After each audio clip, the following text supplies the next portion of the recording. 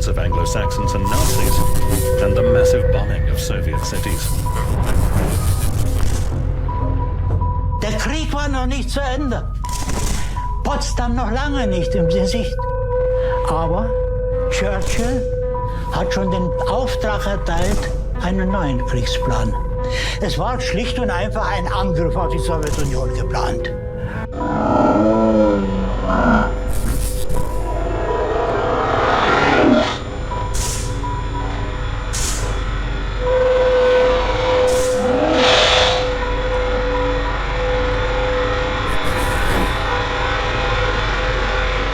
New techniques his colleagues wanted to use on Abu Zubaydah.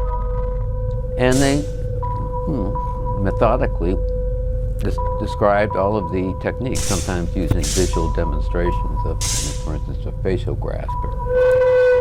And that was the first time in my life I had ever heard the word waterboarding. I had no idea what waterboarding.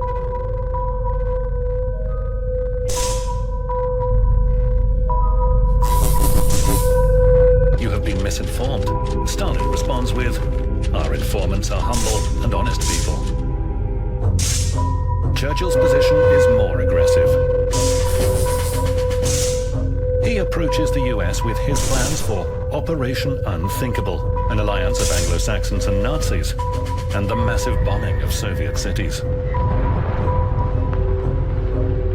Der Krieg.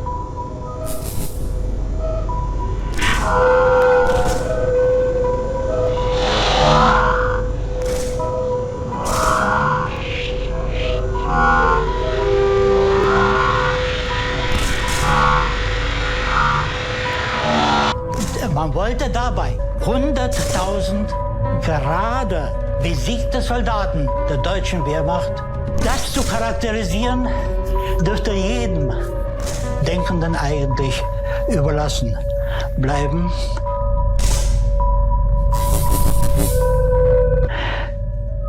Es ist einfach unehrlich.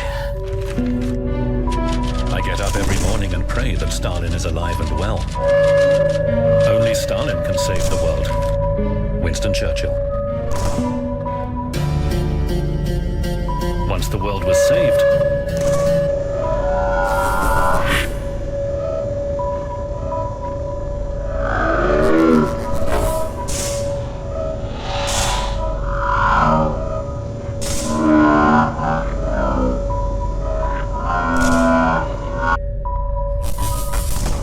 What was your reaction? Well, some of the techniques, I mean, they've all been declassified now. You know, some of them, frankly, the facial grasp, maybe the belly slap, you know, struck me as almost out of a Three Stooges routine. But others, especially, you know, waterboarding and also, you know, the sleep deprivation.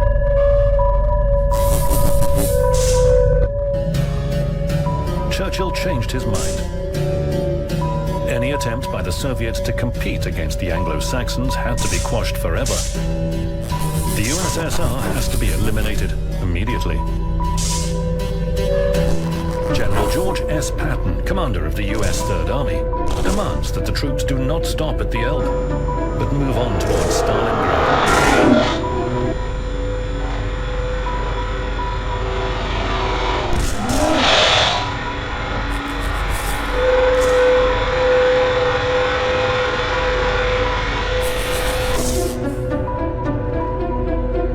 June 29, 1945, Stalin, who already knows about the operation, orders Marshal Zhukov to move troops to combat positions in the west.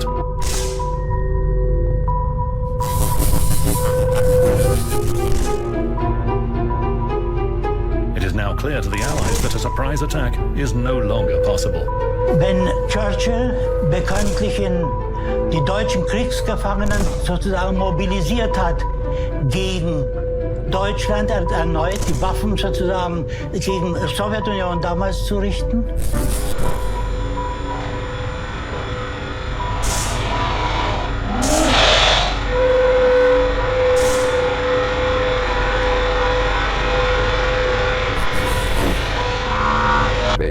Technique they were describing, which would involve extended periods of time without sleep.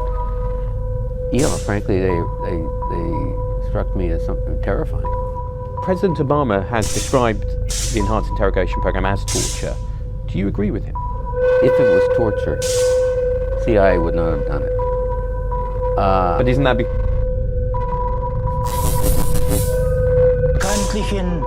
Die deutschen Kriegsgefangenen sozusagen mobilisiert hat, gegen Deutschland erneut die Waffen sozusagen gegen die Sowjetunion damals zu richten, in Norddeutschland.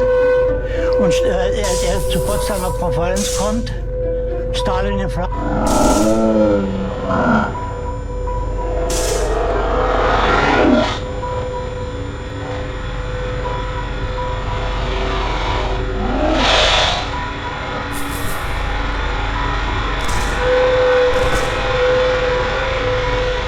If it was torture, CIA would not have done it. But isn't that because you've defined it not to be torture as the law? Well, yeah, I've interpreted it, and more importantly, the highest legal authority in the executive branch interpreted it as not. Macht ja, was ist denn das? Ist da was drin? Was macht ihr da? Und Churchill sagt, ja, da bin ich nicht informiert. Da muss ich mich informieren. Dieses Doppelspiel eigentlich der Westmächte. That's enough. We're no longer interested in a union with the Russians, so we don't have to abide by the agreements with them.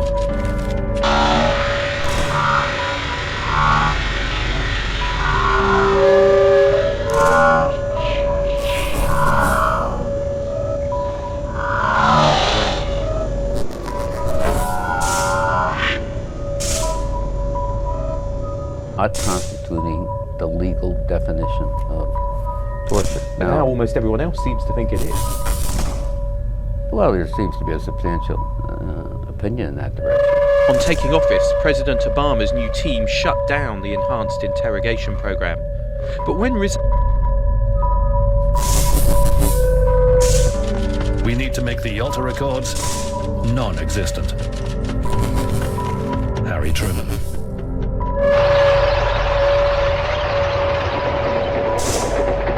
But the Allies need the Red Army in the Far East, where the 1.5 million strong Kwantung Army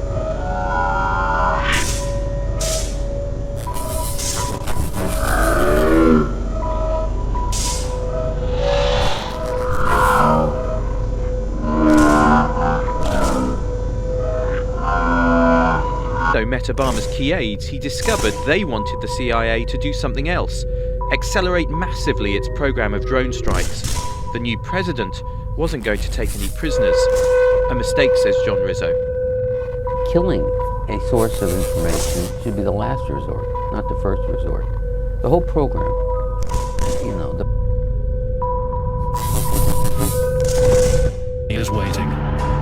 The US and Britain had a hard time retaking several islands from Japan and would welcome some help. What the Japanese dreaded the most was the idea that the Soviets might come into the Pacific War.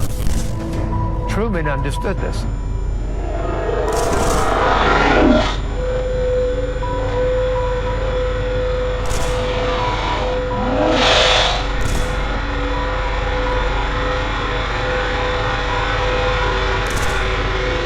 The whole enhanced interrogation program, the whole secret prison program, was designed to elicit information from high-level terrorists that could not be acquired by any other means.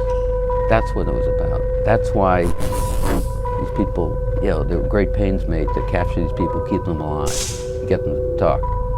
They're not going to talk. Stalin assures him that the Russians are coming in on schedule. Truman writes in his diary, says Stalin will be in the Jap war by August 15th. Finny Japs when that occurs. The invincible Kwantung Army was able to hold out for just 20 days. The Red Army's outstanding Manchurian operation ended in complete victory.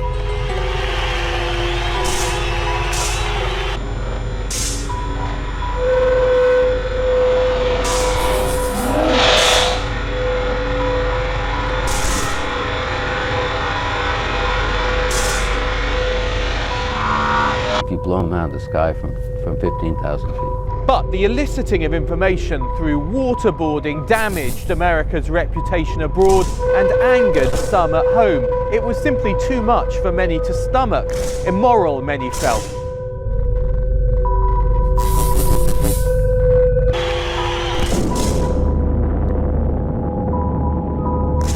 Even though there were no military reasons for it, Hiroshima and Nagasaki were bombed.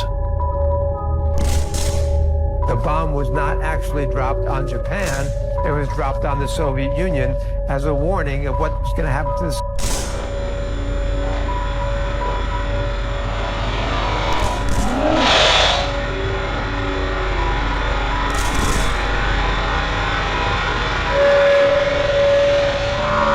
Soviets if they interfered with America's post-war plan. Illegal, some said, but the lawyer who had to authorize that decision is unrepentant. It's not easy. It's not an easy job to have, to be a lawyer for an intelligence. Involves moral.